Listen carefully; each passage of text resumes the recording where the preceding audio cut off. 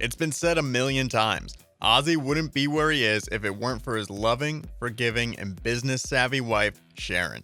You've probably said it too, but do you know exactly why Sharon was responsible for the success of Ozzy's solo career and, in general, his survival? First, let's go back to Ozzy's firing from Black Sabbath in April of 1979. The band had been managed by Don Arden, Sharon's father, since 1974, and he then faced the task of rebuilding a drug-ravaged Sabbath after a pair of disastrous and misguided albums. Meanwhile, Ozzy, an unreliable bandmate at this point, had resigned himself to a hotel apartment, wasting away his money drinking and drugging on the dime of Arden's label, Jet Records. It was Sharon who found him in such disrepair, smoking a joint in a puddle of his own piss, as the singer recalled in his memoir, I Am Ozzy. Sharon, nearing 30 years old, urged him to get it together, embracing the task of managing the disheveled and out-of-work singer. This task was of special interest, as not only did she get along with Ozzy as his drunken equal to some degree, but she had an axe to grind with her father, who had a history of abuse and violence. She encouraged Ozzy's idea of getting a band together under the banner Blizzard of Oz, and it was Sharon who spearheaded the auditions for a guitarist, though she wasn't the one who hand-selected Randy Rhoads.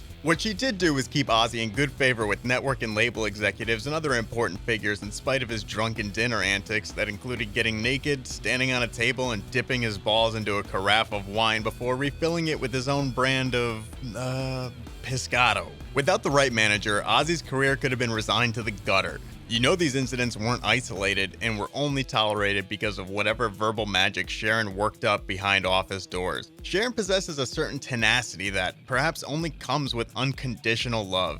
At any given show, Ozzy could have easily never gone on stage, always fluctuating between states of extreme inebriation and being out cold. Putting Ozzy on stage less than a week after the death of Randy Rhoads has been criticized by fans as rather heartless and even greedy. With the responsibility of performing nightly, Ozzy was unable to achieve any moment of sobriety. Would time off with a tragedy to grieve over have left him in any better state? The evidence suggests probably not. Ozzy never had time to even ponder if he wanted to continue, which could have been for the best, at least career-wise, which is what Sharon was responsible for maintaining. The singer sort of answered this question of continuance when he decided to retire at the end of 1992. Life off the road was boring, and he sought a comeback a couple years later, though. Sharon dialed Lollapalooza to inquire about putting Ozzy on the festival bill, but her request was laughed off as the organizers derided the singer's age, especially amidst a changing rock climate where grunge and alternative were reigning. Thus, Ozzfest was born in 1996. Another one of Sharon's masterclass revenge schemes, Ozzfest not only broke a new generation of bands, but made Ozzy, a so-called dinosaur, cool in the eyes of hundreds of thousands of kids in attendance. This touring festival essentially kept heavy metal, in the eyes of the mainstream, on life support, waiting out the grunge era. And everyone in the band understood the road to greatness was paved through Sharon Osbourne and Ozzfest. Fast forward to 2002. The Osbournes debuts on MTV, showing a highly dysfunctional family saying "F*** more times than Fred Durst." The star of it all was a stammering, befuddled Ozzy Osbourne, who became America's favorite clown for 3 years. More than 3 decades after his career began, Ozzy was a household name more than ever before, helping to ensure a successful and lucrative new millennium.